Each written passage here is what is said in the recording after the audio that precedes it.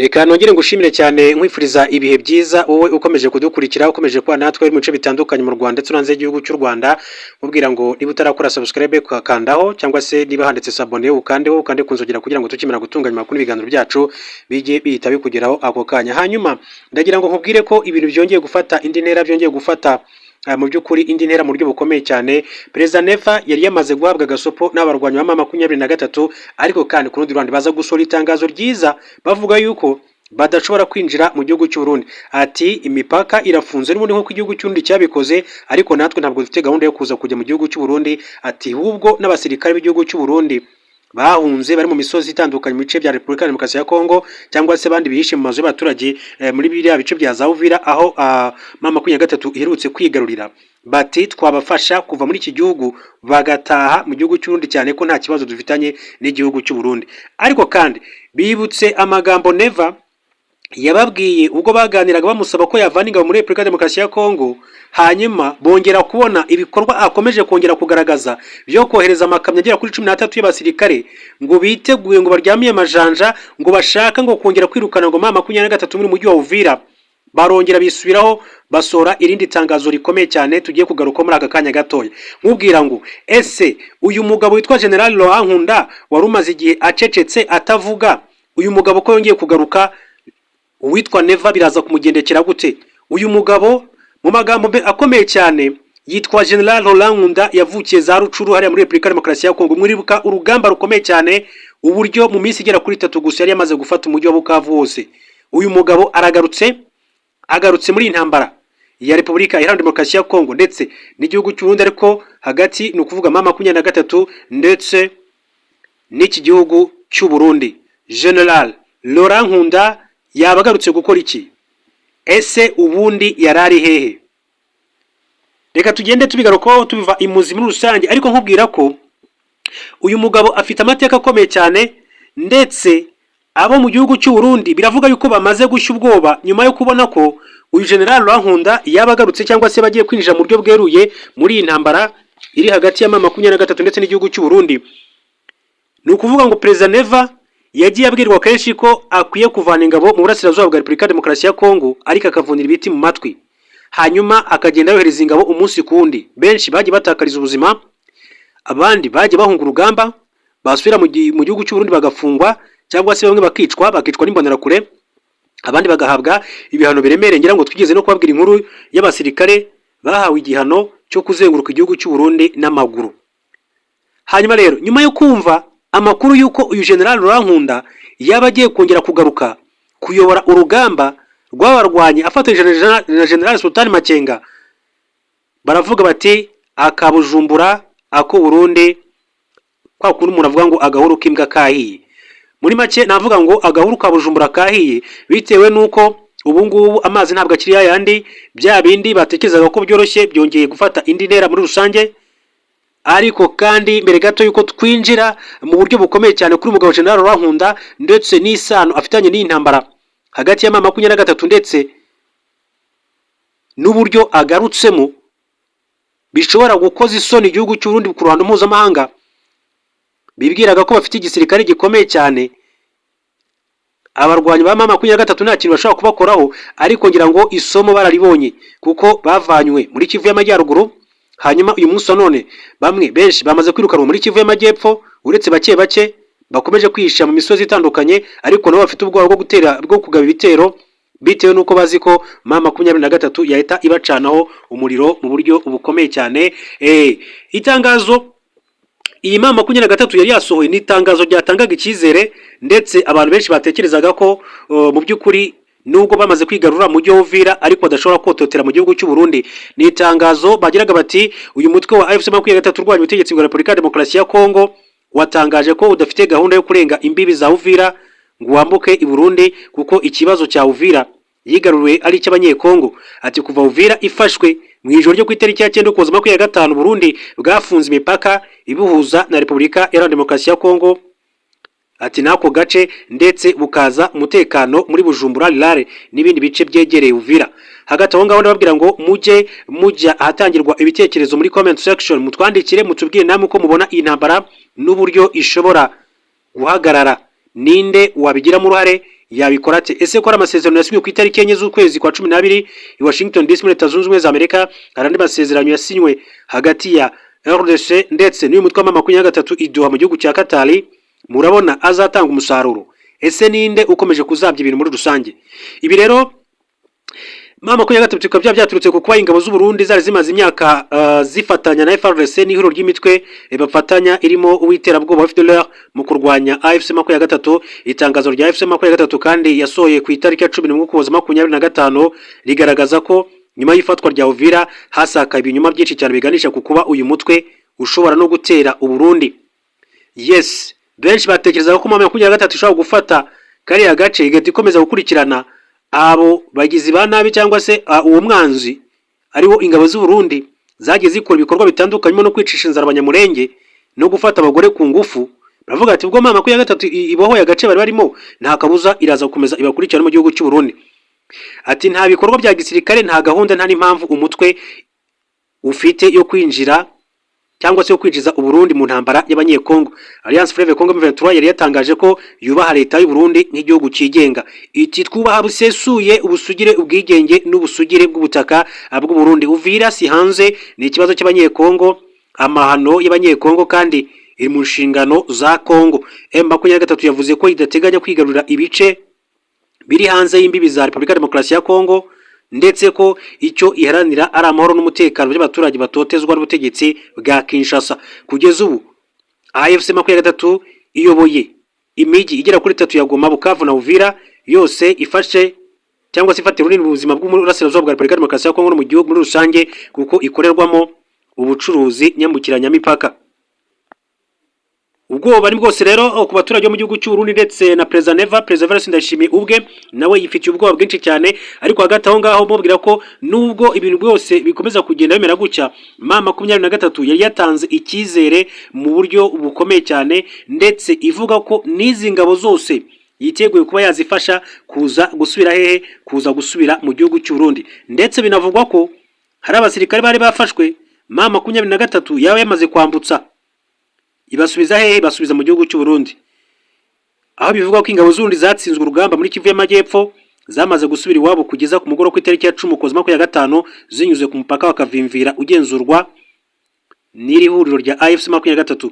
Abahaye amakuru Radio Okapi haba ku ruhande rwa Uvira ni Bujumbura bavuze ko babonye imirongo miremire cyane abasirikare b'u Burundi bambuka banyuze ku mupaka wa Kavimvira barataha. Uyu mupaka ubu rero ukabufunze ku itariki ya 9 Ukuboza. Umupaka wa Kavimvira ku ruhande rwa Repubulika Demokarasi ya Kongo wagenzurwaga na AFC 23, ndetse niyo yafashije aba basirikare gutaha. Abasirikare bari bavuye ku rugamba aho bari mu kibaya cya Rusizi no mu misozi itandukanye, aho barwanaga bafatanyije n'ingabo za FARDC, Wazalendo na FDLR bahanganye na AFC 23. Abatanga makuru babwiye Radio Okapi ko ingabo z'u Burundi zasubiranye iwabo ibyo bikoresho byazo. Gusa ambasaderi w'u Burundi muri Repubulika Demokarasi ya Kongo akanya makuru yo gutaha kw'izi ngabo. U Burundi bwari bufite ingabo zirenga 20,000 muri Kivu y'Amajyepfo, gusa intambara yo gufata Uvira yasize benshi cyane basize ubuzima, abandi bahungira iwabo no mu misozi ikikije Uvira. Muri izi ntambara zo mu burasirazuba bwa RDC, ingabo z'u Burundi zatsinzwe muri Kivu y'Amajyaruguru no mu y'Amajyepfo.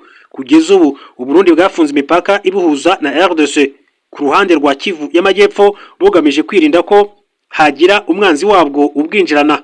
Nkuko amakuru akomeza kugenda abishimangira muri rusange, ibintu birakomeza kugenda biba bibi ku mpande zombi, yaba Gitega ndetse n'uyu mutwe wa M23. Gusa impande zombi zirakomeza kugenda zisohora amatangazo akomeye cyane. Mbibutsa ko umukuru w'igihugu cy'u Rwanda Perezida Paul Kagame ku munsi w'ejo ubwo yari mu nteko ishinga amategeko y'u Rwanda, ubwo yarahizaga bamwe mu bayobozi, Paul Kagame yagaragaje ko Evariste Ndayishimiye uyobora u Burundi yagerageje guhisha uruhare rw'ingabo z'igihugu cye mu ntambara yo mu burasirazuba bwa Repubulika Demokarasi ya Kongo.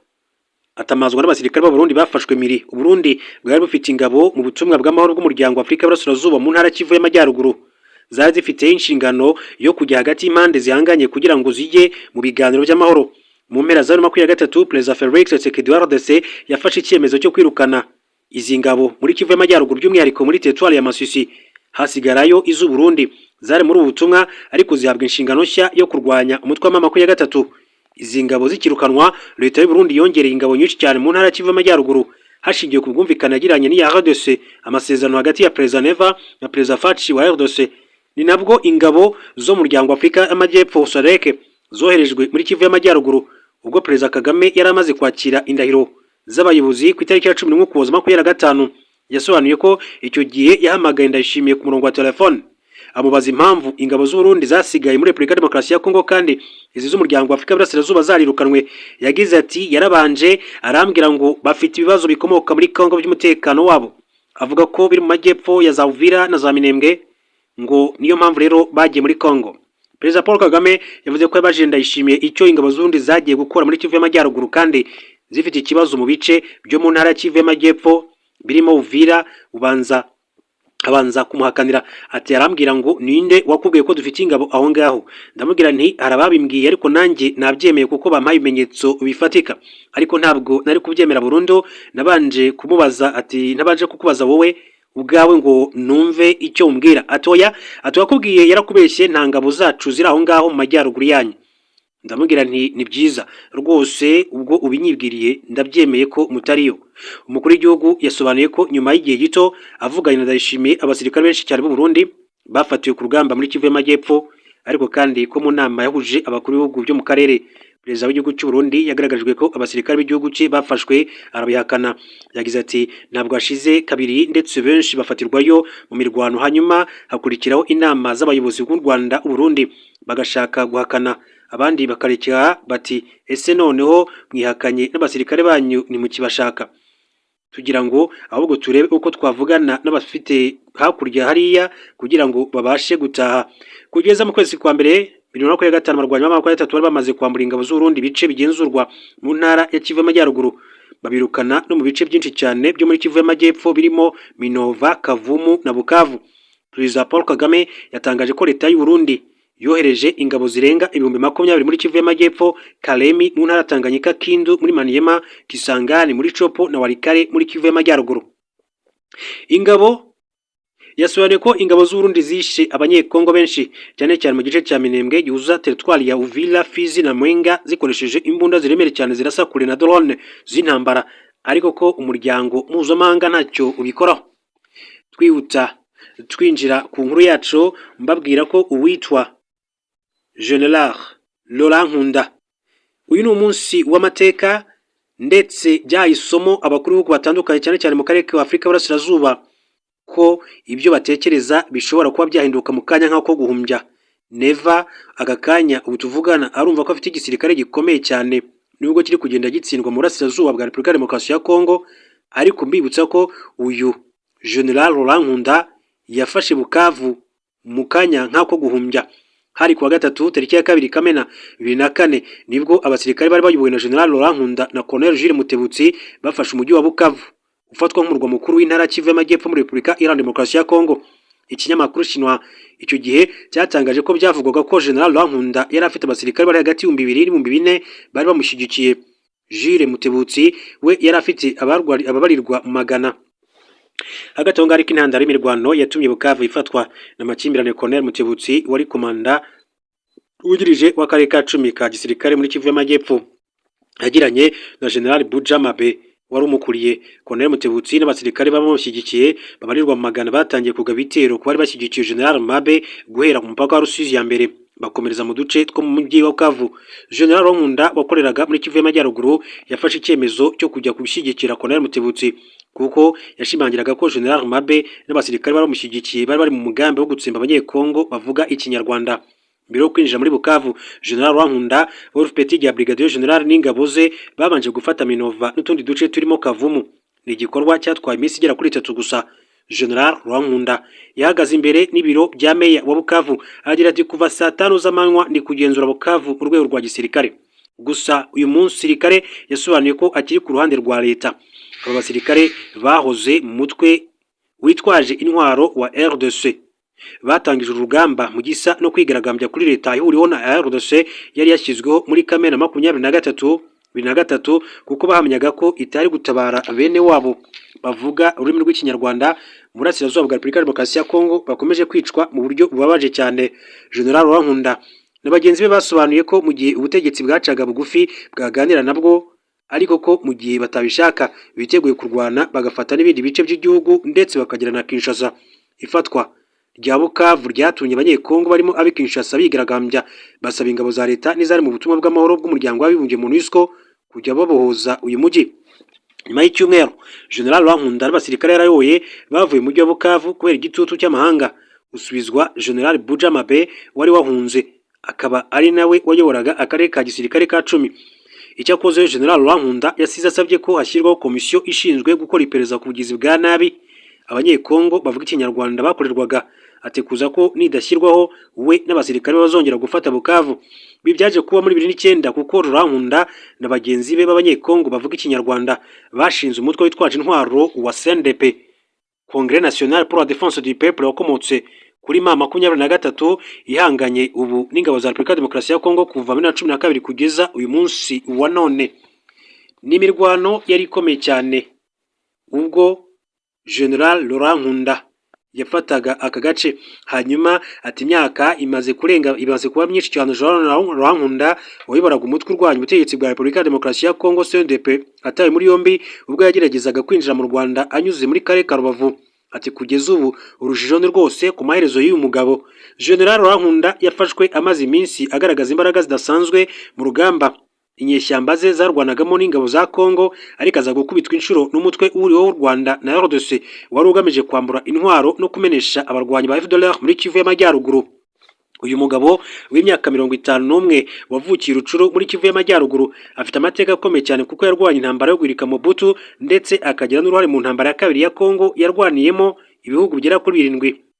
General Rwankunda yaje kwigomeka ku butegetsi we na Brigade 81-83 yayoboraga yiyunga ku yindi mitwe y'abarwanyi bajya mashyamba yo mu gace ka Masisi, aho yaje gushinga umutwe wise Congrès National pour la Défense du Peuple CNDP. Muri 2006 nibwo CNDP kandi yashingiwe muri Kivu y'Amajyaruguru, ari umutwe witwara gisirikare urwanya ubutegetsi bwa Joseph Kabila Kabange. Abawugize bari bayobowe na General Rwankunda bavugaga ko baharanira uburenganzira bw'abanyekongo bavuga ikinyarwanda burasirazuba bw'iki gihugu. Bibasirwaga n'abandi baturage batabibonagamo nka bagenzi babo ku buryo babahigaga bukwari bakicwa nk'inyamaswa, bakotswa, bakaribwa. Ubusanzwe imwe mu bice bya Kongo cyane burasirazuba hatuye abaturage bavuga ikinyarwanda badategwa ku buryo uhageze ushobora gukeka ko ari mu Rwanda. Ibi ntibyapfuye kwizana gusa kuko mu myaka ya mbere y'abakoloni iki gihugu cyari mu misozi igihumbi, ni ukuvuga iki gice, ariko inkubiri yo gushyiraho imipaka isiga ruhambuwe n'abari bahatuye bisanga muri Zaire. Aba baturage ntibigeze kandi bishimirwa n'abanyekongo b'umwimerere, batangira kugirirwa nabi.